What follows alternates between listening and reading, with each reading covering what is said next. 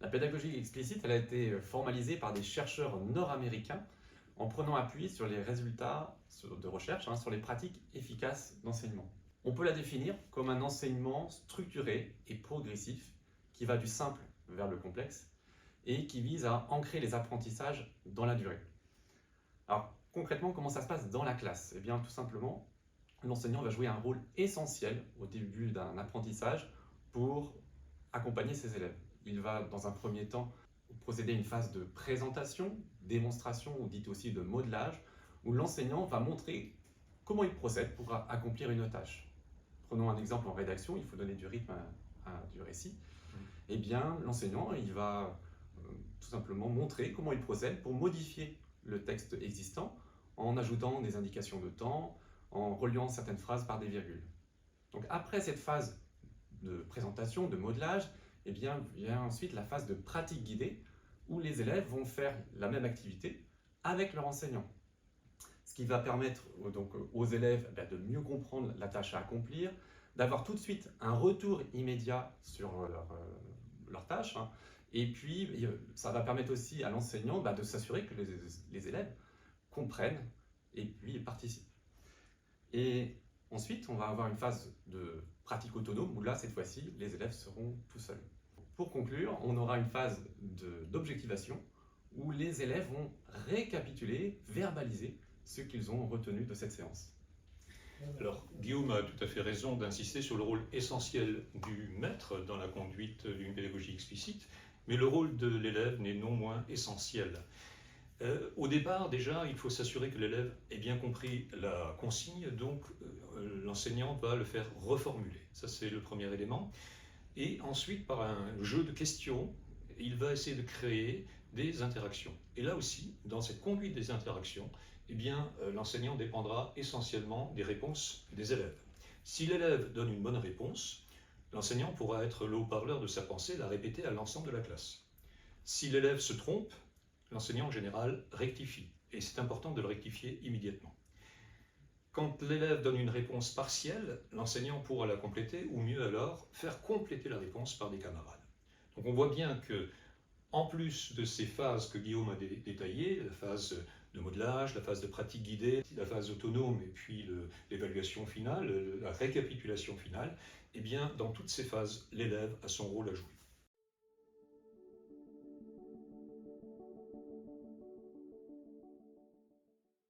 Pourquoi enseigner la compréhension de manière explicite? C'est parce que la France n'obtient pas de très bons résultats.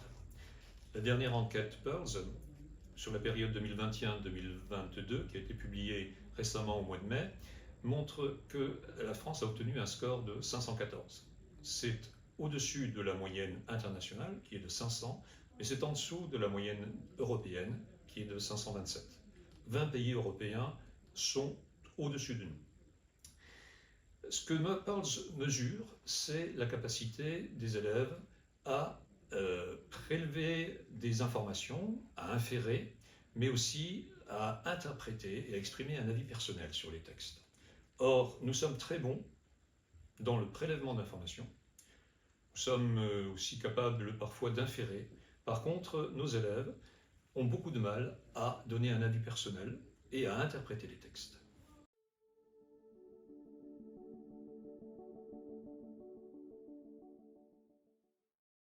Alors, comment enseigner la pédagogie explicite au niveau de la compréhension n'est pas une question simple à laquelle on peut répondre en quelques minutes, d'autant plus que avec la compréhension, nous sommes tout de suite plongés dans la complexité, contrairement au vocabulaire, à la grammaire, qui sont des activités plus disciplinaires où on peut aller du simple au complexe.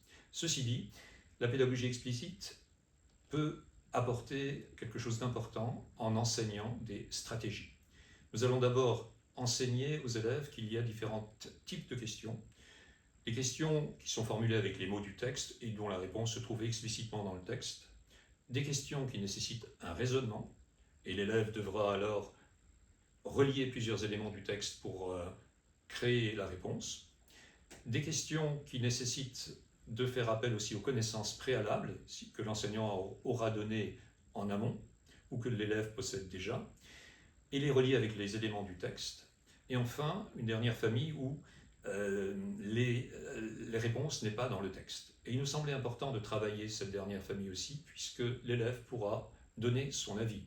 Or, nous savons que les élèves sont très peu mobilisés et sollicités pour donner un avis personnel. Parallèlement au questionnaire, qui là a une véritable existence et qui n'est pas autonome par rapport au texte, eh bien, il y a une autre activité sur laquelle nous mettons l'accent, qui est le rappel de texte. Et là, dans nos manuels, l'enseignant vous trouverez des tableaux qui permettent de rappeler les éléments essentiels du texte. Et nous sollicitons les élèves en chaque début de séance pour qu'ils rappellent les éléments les plus importants de l'histoire précédente.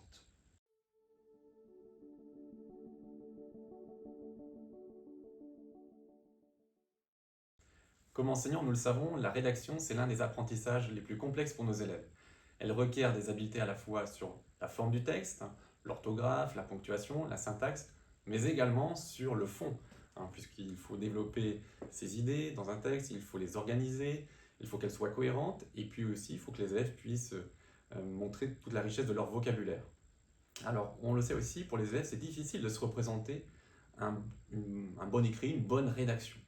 Et donc, c'est le choix que nous avons fait dans notre méthode explicite, c'est de proposer des écrits modélisants pour que les élèves puissent avoir des écrits à leur portée et qu'ils puissent s'en inspirer dans leur propre rédaction et puissent aussi observer et dégager la structure de ces écrits modélisants.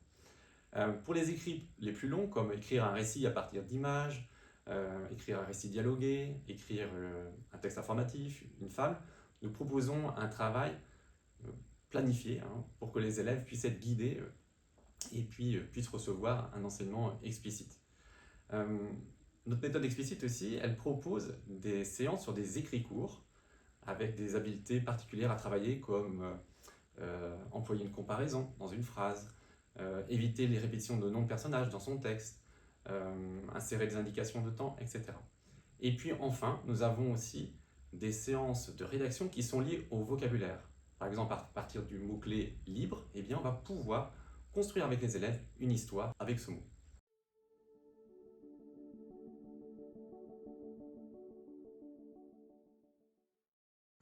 L'étude de lexique en cycle 3 poursuit deux objectifs conjoints. D'abord celui d'enrichir son expression et puis celui d'acquérir l'orthographe.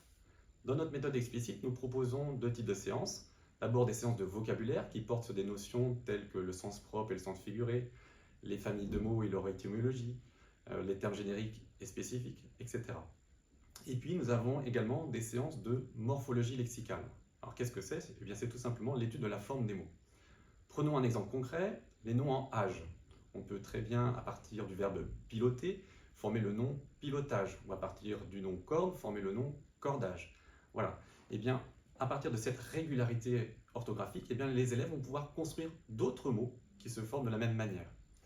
Ensuite, l'enseignant va donc recenser les réponses des élèves, va les classer au tableau, sans dire comment il les classe, et puis il va demander aux élèves de tout simplement observer le classement obtenu. Les élèves vont pouvoir se rendre compte qu'il y a certains mots comme jardinage, montage, etc., pilotage, tout ça désigne tout simplement des actions ou leurs résultats. Et puis des mots comme outillage, plumage, qui désigne un ensemble de plumes, pelage, un ensemble de poils, etc. Eh bien voilà, tous ces mots-là n'ont pas la même signification. Et donc, comme on le dit, le principe cognitif, la mémoire est ce qu'il reste de la réflexion, et bien réfléchir à la fois sur la forme et sur le sens des mots, et bien permet finalement aux élèves de mieux mémoriser l'orthographe lexicale des mots.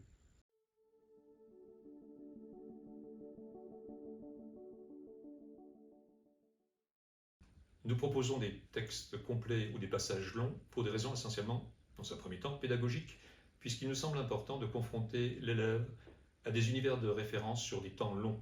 Et dans l'équilibre entre le connu et l'inconnu, il nous semble important de valoriser le connu.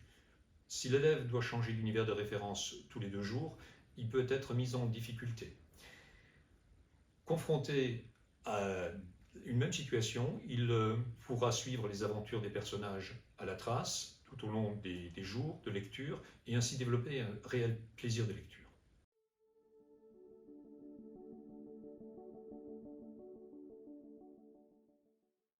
Notre ouvrage se décompose en thèmes. Nous partons du proche vers le lointain, du quotidien vers l'imaginaire et de l'enfance vers l'adulte. Justement, la première période est consacrée au thème de l'enfance, avec un texte intitulé L'omelette au sucre de Jean-Philippe Haroux-Vigneault, ainsi qu'un texte du patrimoine, Sans famille, d'Hector Malot. La deuxième période est consacrée à la vie sauvage, avec le livre de la jungle de Rudyard Kipling et Le vent dans les saules de Kenneth Grahame.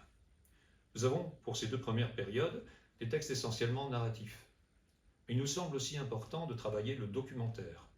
Ces textes composites, composés de cartes, d'images, de textes, de schémas, de frises, sont importants.